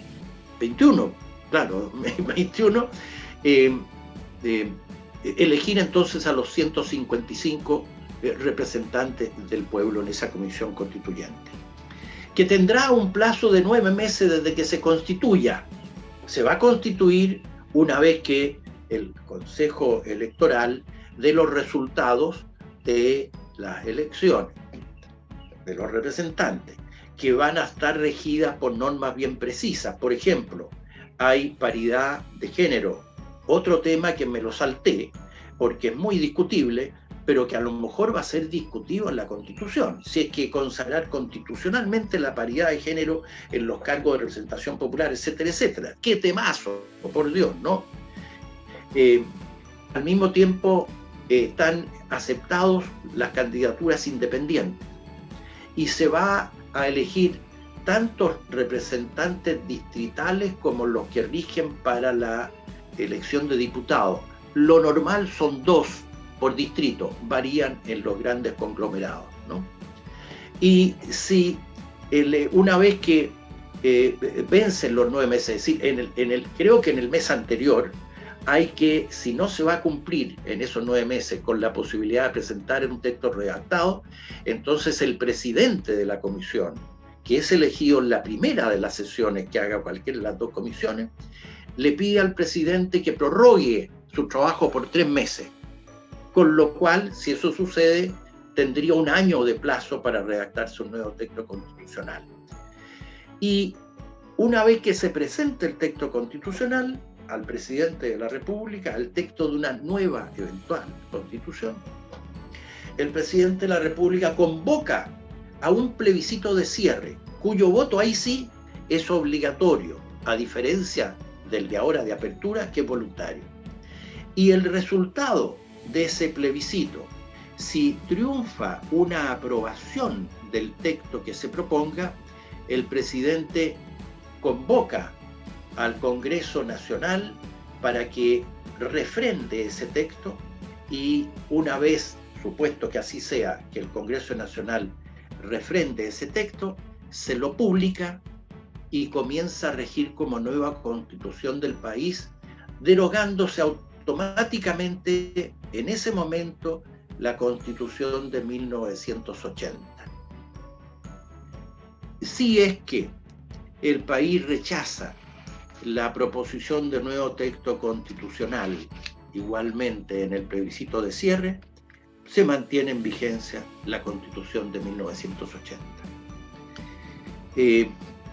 Ánimo, coraje, espíritu, alegría y sobre todo tolerancia, hermandad. Escuchémonos, no nos peleemos.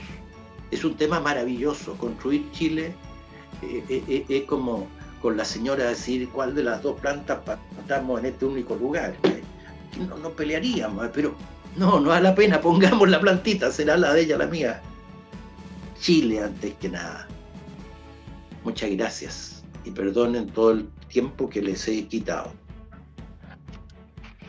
Muchas gracias, Carlos, y creo que al revés, el tiempo que hemos ganado con haberte escuchado el viernes y hoy día, creo que muchos aprendimos cosas que no sabíamos y estamos mucho más preparados para tomar la decisión, ya sea apruebo o rechazo, libremente cada uno, el próximo domingo. Así que muy bueno haberte tenido con tus conocimientos este tiempo justo antes, un par de días antes de la elección tan importante.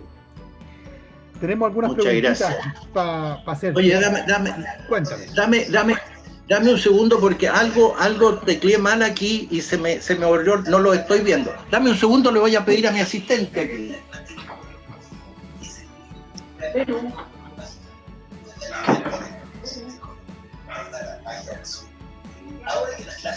Muchas gracias por la exposición. Muy interesante.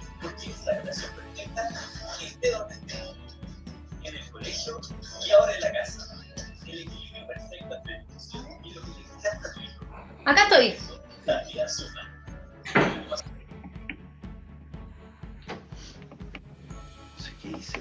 Ahí está. Así, pero o sea, Lucila es la que me pregunta. Sí. ¿Ya? Ahora estamos, entonces.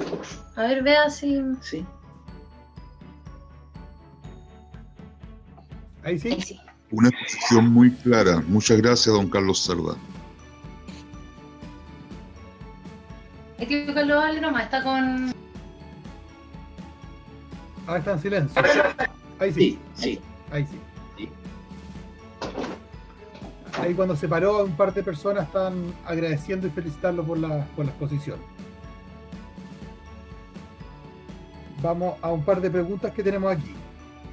La primera es con respecto a la cantidad de gente que tendría esta comisión, sin importar cuál sea, si es la mixta o la votación. El número, ¿usted encuentra que es un número alto, bajo? Y después la segunda pregunta, el tiempo que se está dando para hacer esta nueva constitución con respecto a las anteriores o todo el trabajo que este conlleva. ¿Es un tiempo acotado o se está dando mucho tiempo? ¿Cuál es su apreciación al respecto? Mira, cuanto al número de personas, es bastante opinable. Todo lo que es cantidad, en realidad es arbitrario. No hay ningún parámetro de esencia, de naturaleza fundamental, que permita decir, bueno, es mucho poco. Ahora, es importante tener en cuenta que las mayorías que se van a requerir para poder aprobar cualquier contenido de la nueva Constitución son bastante altas, porque los 2/3 en la hipótesis de la Comisión Constitucional son 114 personas contra la mayoría simple, que serían 87. Y en la otra alternativa, la Comisión Mixta Constituyente, se requeriría de 105. Entonces, la cosa es complicada, ¿no? Pero, en fin, es un número, mira, que tratándose de un país donde votan 20 millones de personas que tienen derecho a voto, no creo que sea mucho. Y mientras más amplio el espectro, mientras más representativo, yo creo que más contentos debemos estar.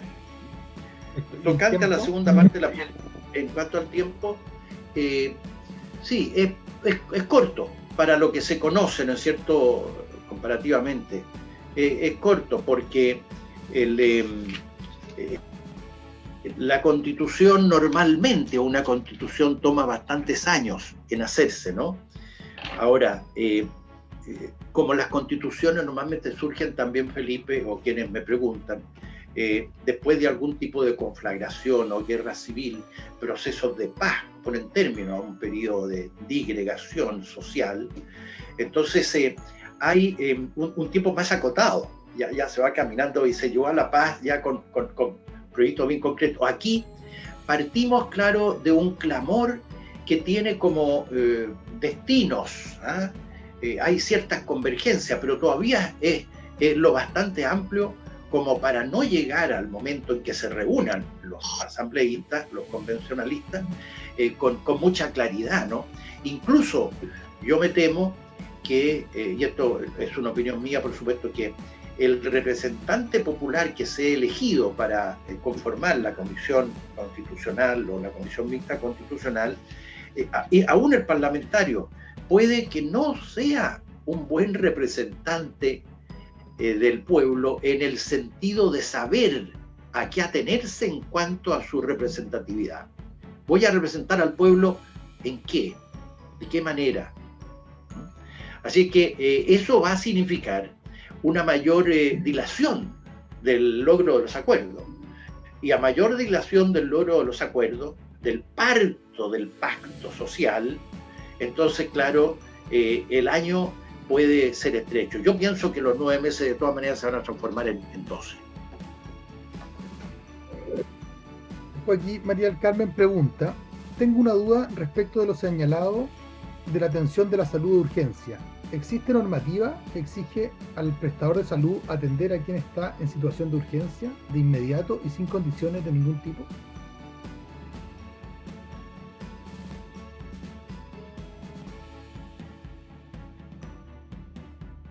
Está en silencio, don Carlos.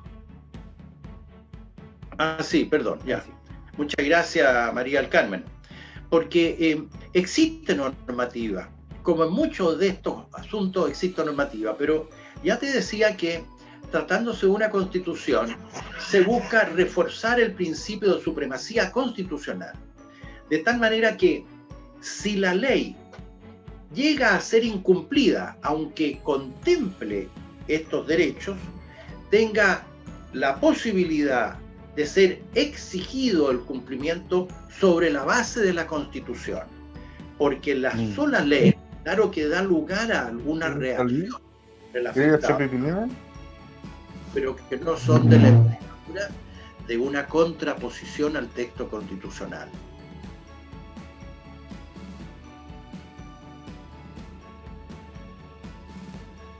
Estás sin audio nuevamente.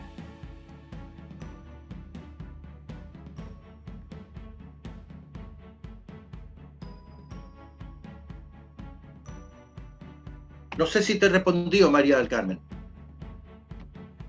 Gracias. Ahí está María del Carmen, ¿se puede responder a la pregunta? Es que con la cabeza me dijo que sí. Perfecto. Y la cabeza de la María, oye, la cara de la María del Carmen es estupenda. Me dice que sí, no, hasta ahí llego. Perfecto. Después tenemos, Mario quería hacer una pregunta específica. Entonces le vamos aquí a abrir el micrófono para que la haga directamente él. Mario, ¿puedes activar tu micrófono?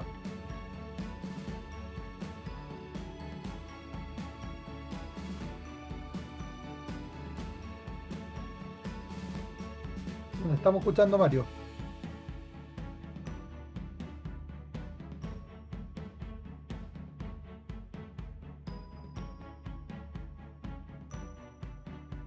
No, ahí sí, Mario. Ahí sí. Sí, ahí ya. Mira, Sí, perfecto.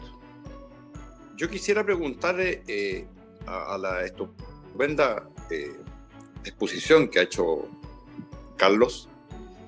En toda esta exposición, y es una inquietud que yo traigo desde hace rato en mi cabeza, yo quisiera saber en qué parte de la exposición que hemos escuchado se puede cuestionar o discutir, o sea, poner sobre la mesa, digamos, el tema de los pros y los contras de un Estado plurinacional frente al actual Estado nacional.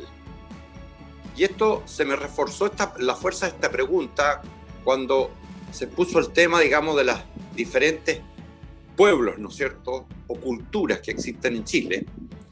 Entonces, y eso muchas veces, como conocemos de otros países que hablan del plurinacionalismo, me parece que es Bolivia uno de ellos, bueno, cabría, como hoy día nosotros somos un Estado nacional, que fuéramos un Estado plurinacional, sería también un tema a considerar en la discusión. ¿Y en qué parte de esta exposición que tú has podido realizar cabría este tema? Me gustaría anotarlo en la parte contingente, digamos.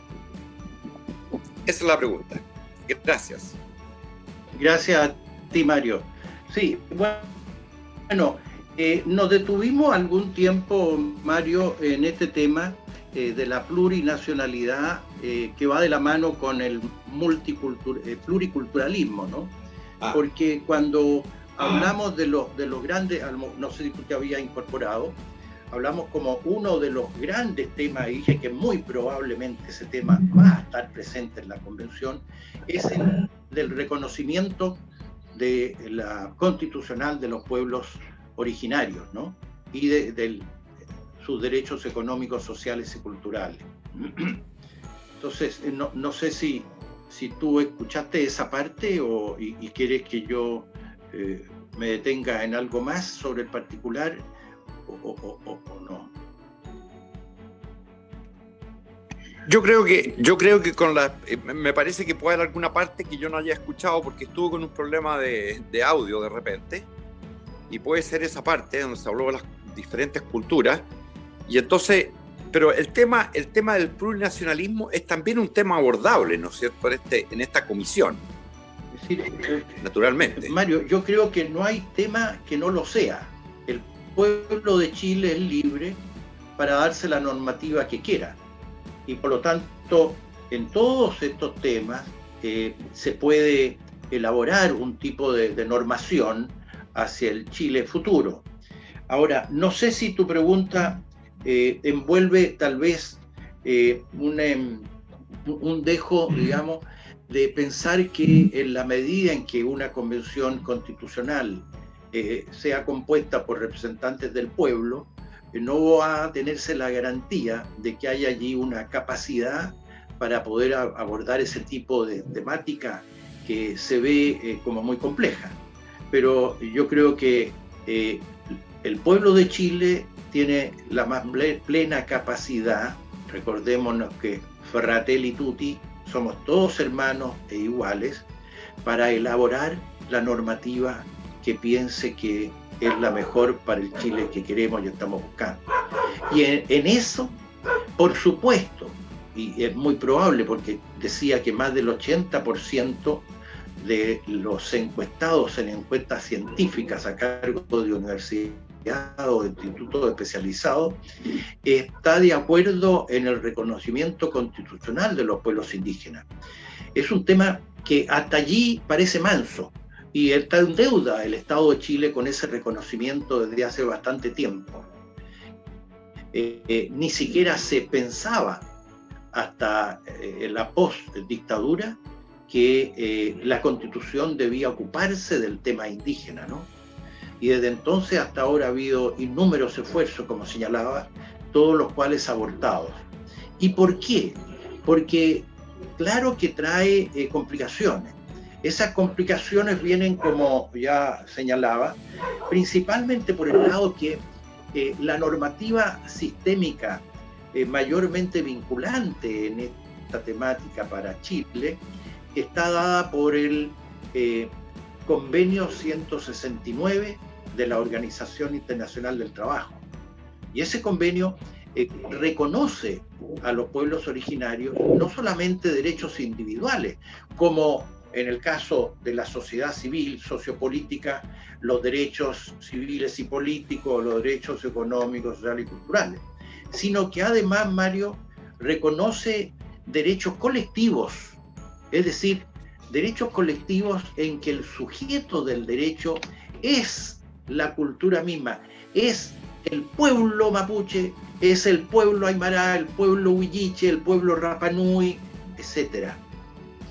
Y ese reconocimiento pasa por aceptar un territorio propio, pasa por cambiar el sistema de legislación continental en cuanto a esa dualidad entre sujeto derecho y objeto derecho, que no lo voy a explicar de nuevo por lo que escucharon, y por otras complicaciones, por ejemplo, la de la autodeterminación del régimen sociopolítico que quiere imponerse. O sea, hay un atisbo de autonomía, no al nivel, aunque podría llegarse, ¿por qué no? No al nivel del que tienen las culturas o las naciones españolas dentro de la Gran España, el País Vasco, los catalanes, etcétera, ¿no? Pero hay un atisbo de independencia que supone que en una cultura que conserva muchas de sus prácticas institucionales, entre otras las judiciales, prácticas económicas al trueque, y que según la OIT, la Convención 69, habrían de ser respetadas si es que ellos mismos, esos pueblos, quieren mantenerlas.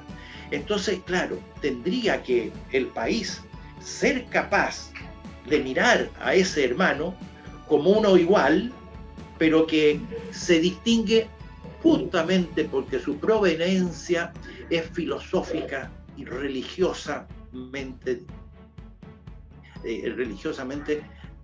de otra proveniencia, pero que ambas pueden convivir en el interior del Estado.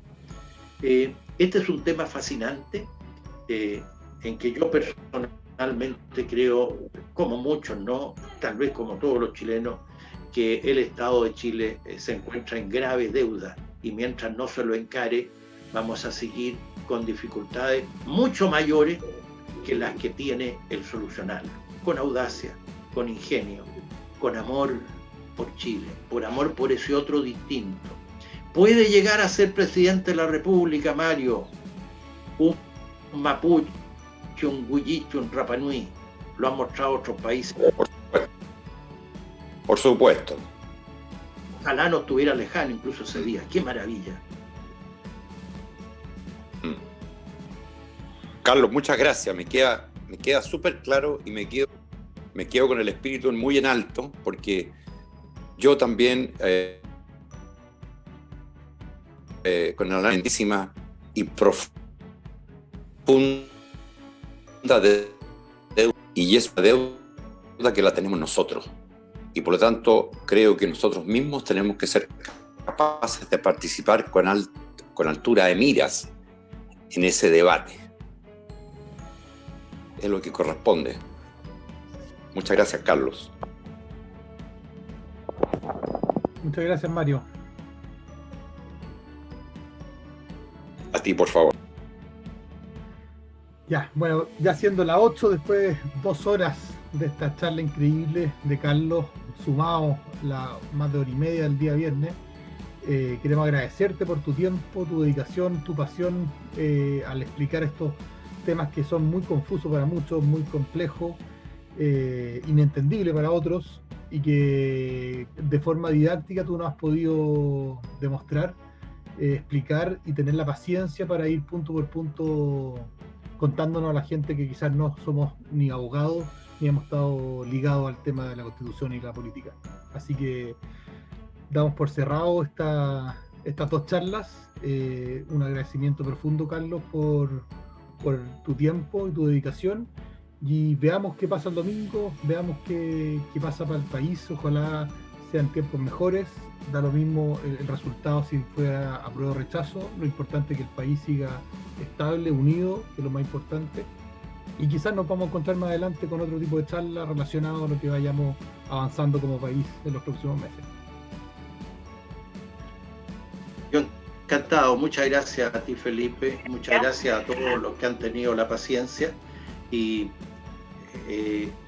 espero que quienes trabajan en Amigos de Jesús tengan ahora un poquito más herramienta para ser todavía más amigos de Jesús de lo que son.